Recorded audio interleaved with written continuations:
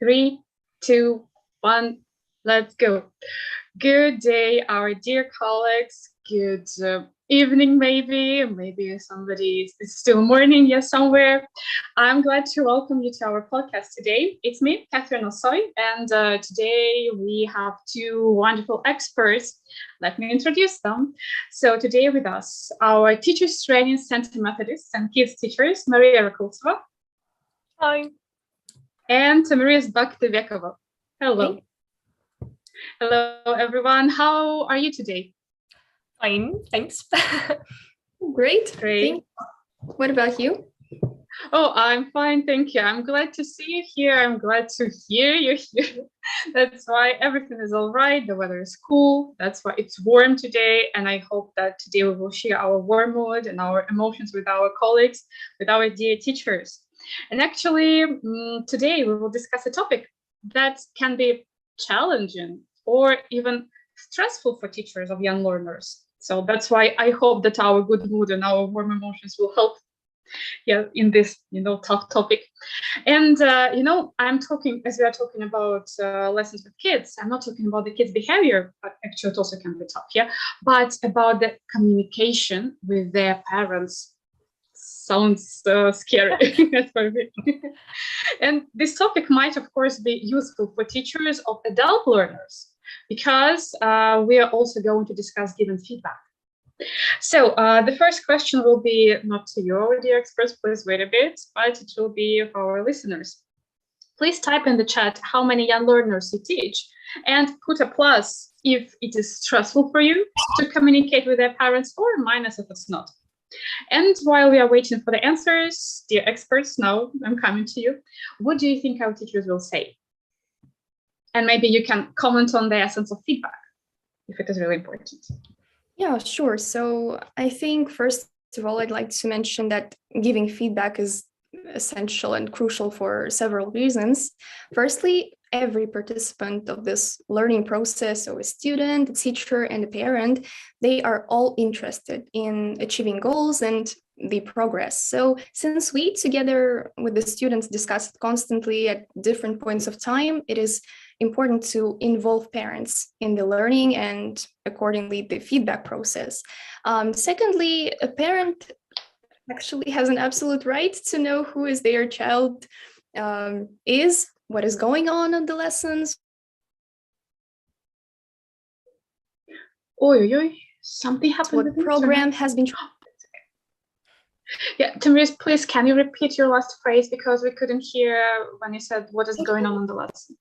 Oh yeah, and what program has been chosen, which is also important, and the effectiveness of lessons are always important for parents as well. Mm-hmm. Yeah, right. Maria? And I would probably have a comment here that young learners are not always good at reflecting on the things they have learned and are not good at commenting on their results. So usually their feedback is something based on emotions, like we played a game or we watched a cartoon or we helped Elle and his friends and so on. And let's agree that, well, for parents, such phrases are not really convincing. So I mean that they do not really show what you really do on the lessons with the child and what you achieve together. So we played a game does not show the real purpose and the usefulness for language acquisition. And moreover, not all of the parents speak English, so that's why it is sometimes difficult for them to understand the progress and the results of the lesson, so they just can't assess so what is going on there because they maybe haven't studied the language or something like that, so they're not good at that. Actually, that's really difficult situation, and you're right that not all parents speak English. And here, actually, I think we will talk about this a bit later because it's a bit more serious point, and we're going to discuss it a bit later. Now, I'd like to talk about feedback. Like you've already said that it's important and it's essential, and I agree with this 100%, no doubt. But are there any rules or maybe requirements on how to give feedback to parents? For example, I'm a teacher, and I see that I need to give feedback. but what to start with? All right. Yeah, so I think that for all teachers, it is important to have a clear structure of the feedback you're going to provide the parent with. So surely we can name, I would say that it is something like a checklist, like what you must say well, to the parent when discussing the results and the progress of the child. So first of all, it is important to mention what you studied. So maybe some lessons, content, topics, and so on. So just the things you covered with the child. The next thing is that you need to highlight what the student can do now and what the student is good at. Some positive things, some clear results, so what the student can do and where he or she can apply this knowledge and so on. The next point here, I would also mention that it is essential to highlight what is better now in comparison with the beginning of your studying process, or maybe in comparison with the previous meeting with the parent, just some progress from some point in the past. Also, it is important to mention some difficulties that the student may have, and how you are going to help to solve those difficulties and to overcome those harsh moments. Also, the I don't know, the plan for the foreseeable future, like what you are going to do and what you are going to study. So like some learning trajectory for the parent. And maybe you can add some personal comments, maybe something that you have noticed in the teacher's behavior, in the student's behavior, or in his or her results, and well, something that maybe you want to share. Actually, so giving feedback here, you should include everything connected with the progress and the learning trajectory. So that is the main purpose of giving the feedback. So the parent must understand what is going on with their child in the learning process. And I would also tell you here maybe that the teacher is not inferior to the parent. So we just do not like report about the student and report on the results and so on.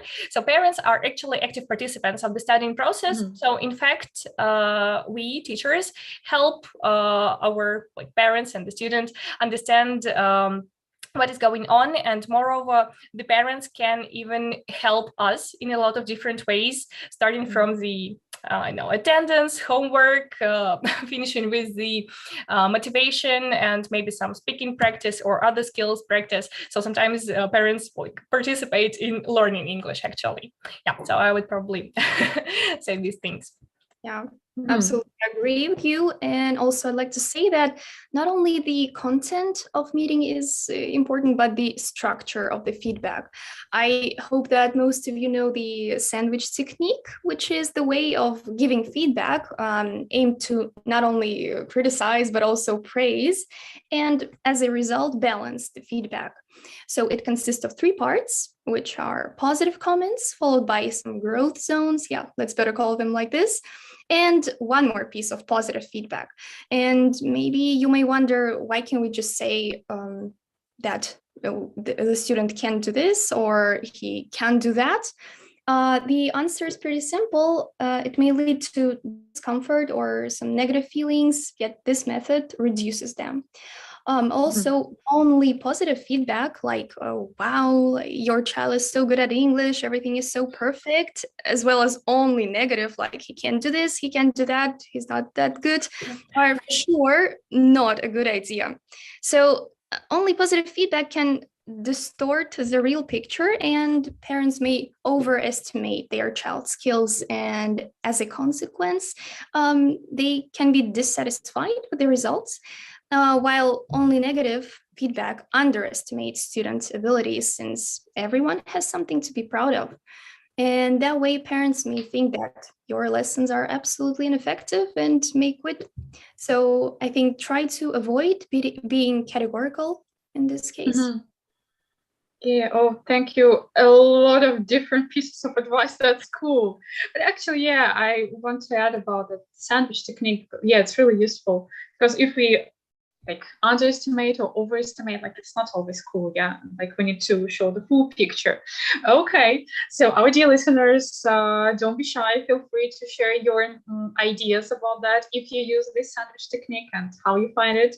And everything our dear experts, what you've mentioned, sounds reasonable, of course, and effective, but when it comes to real life communication, not everything can be so easy as you said, like in theory. Yeah. What difficulties can teachers face when communicating with the students' parents? Well, yeah, I agree that it can be challenging, at least because all the students and all their parents are different. So there's a pattern and a structure that we've mentioned before, but every act of communication is unique. So you can face a lot of different cases and questions, but if you are well prepared, aware, every communication can be easy and pleasant. Mm-hmm. So I can say that the first challenge is to prepare. So devote some time to prepare your speech, some needed information like what your student can do, what you're going to learn next in order to be confident during the meeting, because we don't want to say, oh, wait a second, let me check. That just is not a good idea for the feedback meeting. Secondly, avoid generalized phrases like we did a lot, we will continue to increase the vocabulary, etc. Since these kind of phrases just give a general idea but do not describe these certain results or goals. Instead, you can use some specific or precise phrase.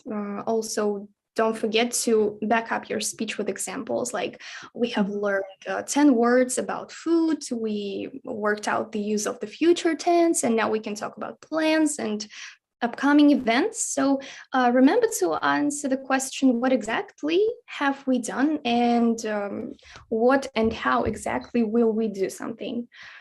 Additionally, we should avoid some subjective statements or judgments, especially if it's not supported by anything and is just your thought and your assumption. So always try to justify your opinion.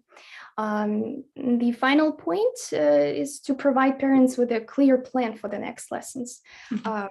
Present specific steps, tell about the reasons why you're going to do that specific thing, and also tell about the expected results. So next time you know what to discuss. Yeah, and I would also like to mention here that parents are not usually, at least not always, are teachers by profession. So it is important that we use understandable and clear constructions. So for example, phrases like we studied past simple and drilled the vocabulary on nature. That sounds like, I don't know, not amazing, but sounds strange to parents. Like past simple, like drilling vocabulary. Okay, so what is going on with my child on these lessons? So that's going this way. So it is better to use some simple and understandable phrases, like for example, we studied past simple. Yeah, so we the tense that helps to tell about the events or effects in the past. So now, for example, Sophie can describe what she did yesterday and what happened last year, and so on and so forth. So it is essential to grade your language in general, by the way. So especially if the parent is not good at English. So once again, I come to this point at the very beginning. Yeah, actually, yeah. Now I think it's time to discuss this moment. Yeah.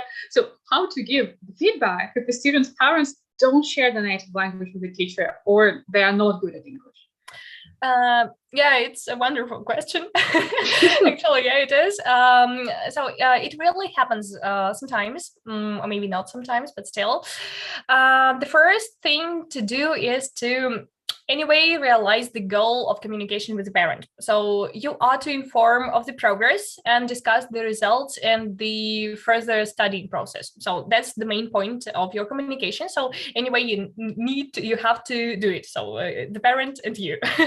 So first of all, grade your language as much as possible. So use some simple words and phrases. So as simple words and phrases as you can. It can be helpful in both situations. So if the parent speaks English a little bit, so they will understand you. So that's okay, some simple phrases and so on. But if the parent doesn't say a word in English, then you help the translator to provide the parent with the clear feedback. So, the more complicated sentences you type to the translator, the more risk of mistranslation you have. And some strange results can appear and some strange phrases can appear there. It is okay to use a translator when meeting a parent, so that's not a problem. So do not be nervous in such a situation, and just grade your language, use the translator, and give some time for the parent to digest the information and formulate the questions to you. So that's probably the key. The simpler, the better. Sure, it works okay. like that. Okay, I got it. Thank you. And are there any other difficulties that teachers can face? I guess that also building positive relations and gaining trust can be challenging. Do so, I think we should make and try to make our first meeting memorable, to show our true interest in helping both a parent and a student in achieving their goals. And most importantly, briefly tell about yourself, your experience that can support these goals. And obviously be polite, build a constant communication, which truly affects the teacher-parent relations as well. And I think that also, if we are talking about the difficulties and maybe fears, a lot of teachers are afraid to hear something negative from parents, maybe, which usually doesn't happen. But in case you have such a situation, so you just can give a parent some time to be emotional. So that's the point. Also, stay calm. Don't express your emotions, negative or pessimistic ideas. So tell the parent that you understand their worries and you want to help and figure everything out. So then we are to start some constructive dialogue, maybe analyze the reason why the parent is angry or negative about some situation, suggest the ways to solve the problem, and maybe build some step-by-step plan and so on.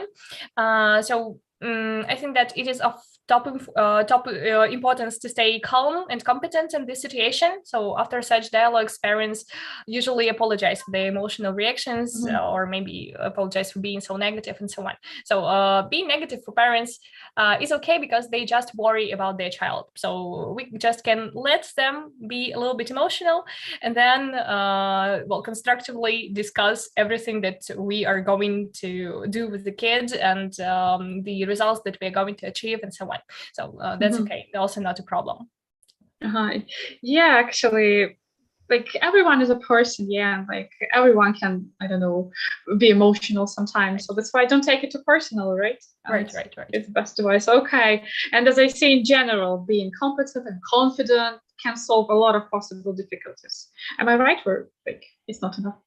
Oh, well, yeah, but not all of us are confident by nature. But I think that as any other skill, it can be practiced and improved. So what is the first thing that comes to your mind regarding confidence in teaching? I guess it's competence. It is important to remember that language is not a static concept, but a dynamic one. So with its development, we must develop as well. Without this, the teacher is not aware of new teaching techniques, methods, useful techniques, and some interactive learning. So constantly improve your competence in order to be interesting for yourselves and students and parents to be confident in your knowledge. I think we've got great opportunity to attend workshops, meeting with mentors for that reason. Yeah, some participating in different educational events, right? Tamiris is right. And when you are confident in teaching, you have less reasons, I think, to worry before meeting students' parents. But anyway, if for some reason you feel nervous before giving the feedback, so first of all, start breathing slowly and calmly. That really helps. That's a very simple piece of advice, but still it works every time. I know teachers or any person uses it. Once again, highlight the meeting aim. So the parent in front of you is not the person to judge you, but the person interested in their kids and their progress and so on and so forth. And also a good tip here is to think of some small talk before going deep into the feedback. So it is a good idea to ask a parent some question. Maybe you can ask something like, I don't know, Peter or has Anthony told you something about the lessons? So did he or she share some emotions and so on? So this way the parent starts talking and giving you some feedback and so on, and you start reacting, and then the dialogue looks natural and you feel more relaxed. And so when you start giving feedback, I think it is really important to stay like confident and relaxed, just like in real life communication. Yeah, sure. Okay, thank you. By the way, yeah, it's a good tip. Just like to start a usual conversation, not like, okay, let me provide you with the feedback directly. Okay, right then. And now, I like to play a Blitz game with you. What does it mean? I will ask you the question, you give a short answer. Okay. Okay. So actually, it's not going to be a question, kind of where it's going to be a case. So let's imagine my student has no visible results. How to tell it to the parents? Most importantly, don't be afraid to talk to a parent. Usually, sometimes we do, but that's not what we shouldn't worry about, as they are also participants of the process. Discuss and come to the solutions together. Sometimes it's just a matter of discipline or attendance, which, as Maria mentioned, parents can help us with that. Okay, got it. So the second case, parents ask me questions and I can't answer. Like, I don't know the answer.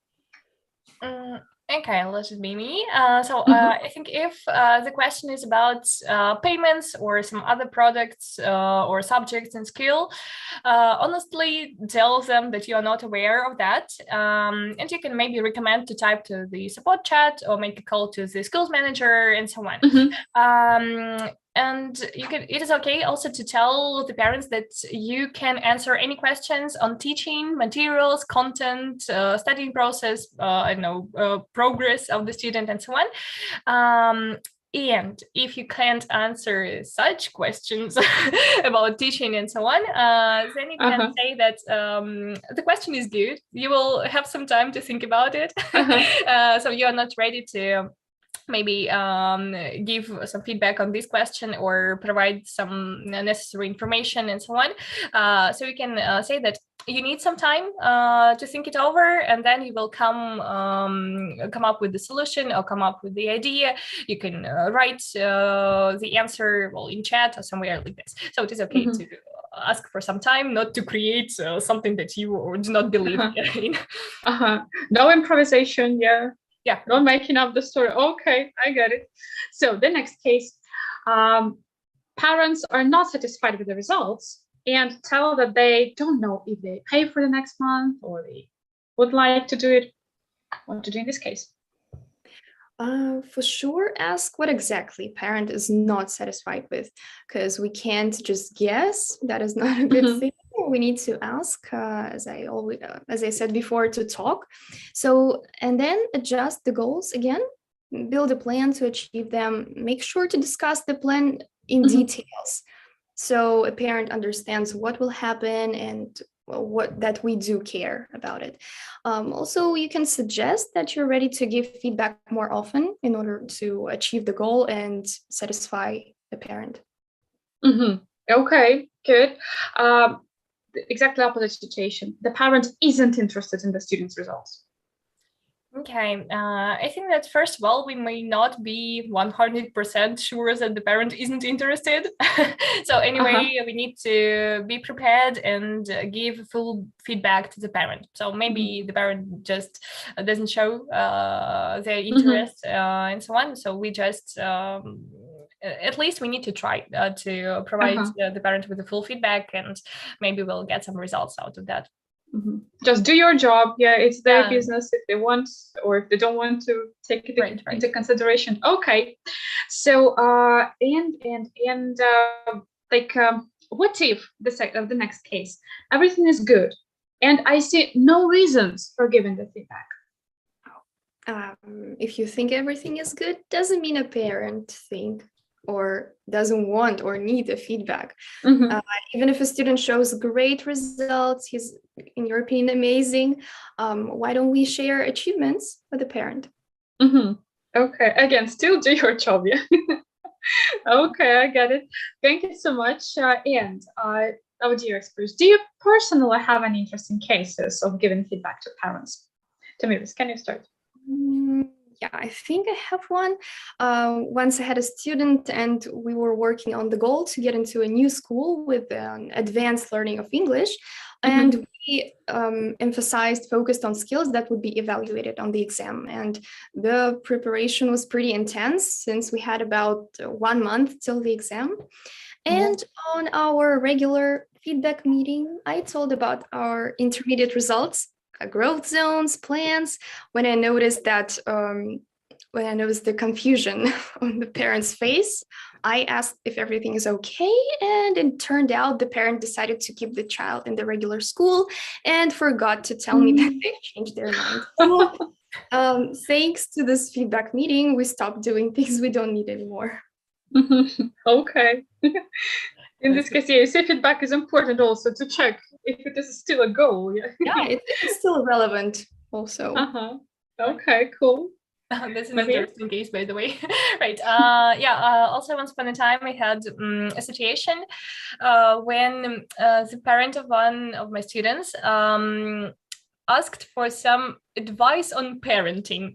How to react if the kid starts to cry, or what to do if the child doesn't want to stop playing.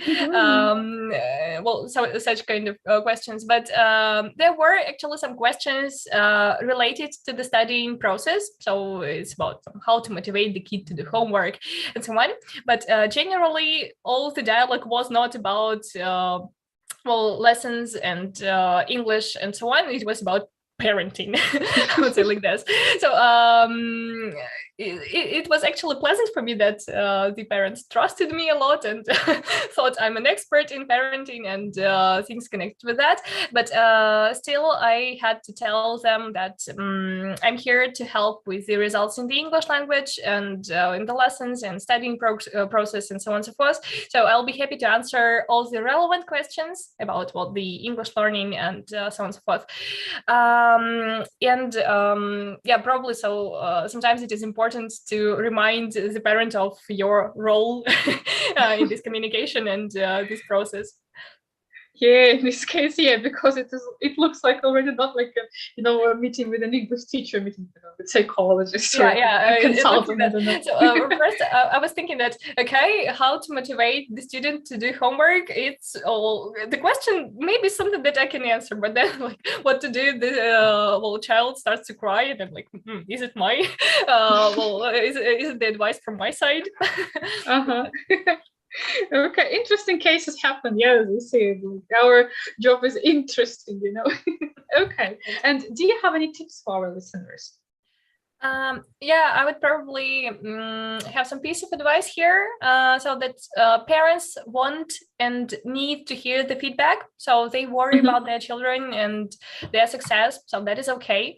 And I would mention here that you need to get well prepared for the meetings and analyze the progress of the student.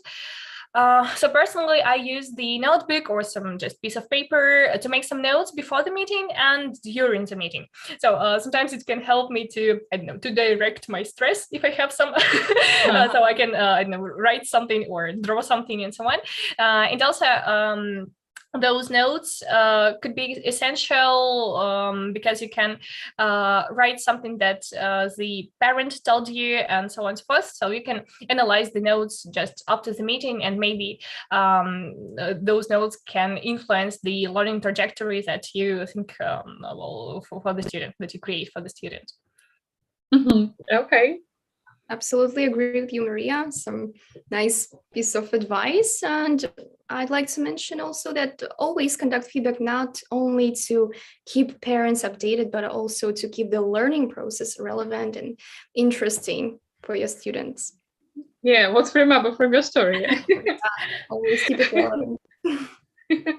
Okay, so thank you so much for your interesting cases, for your tips. Now, our time is unfortunately up. Our dear listeners, dear viewers, in the chat, you can find the link. We will be really glad if you fill out this feedback form because your opinions are very important for us and we really take them into consideration. We check them and sometimes we take some interesting topics if you have any questions. Yeah. So that's why feel free to share whatever you have in your mind about our podcasts. Yeah, how it was, if it was useful or what you'd like to listen to in the future. So, our dear experts, Maria Tamiris, thank you for coming. Thank you for sharing your cases, your pieces of advice, your recommendation. It was really useful. I hope not only for me, but also for our listeners. Yeah. So then have a nice day, have a perfect time, and see you in our next podcast. Bye-bye. Thank you. Bye. Goodbye.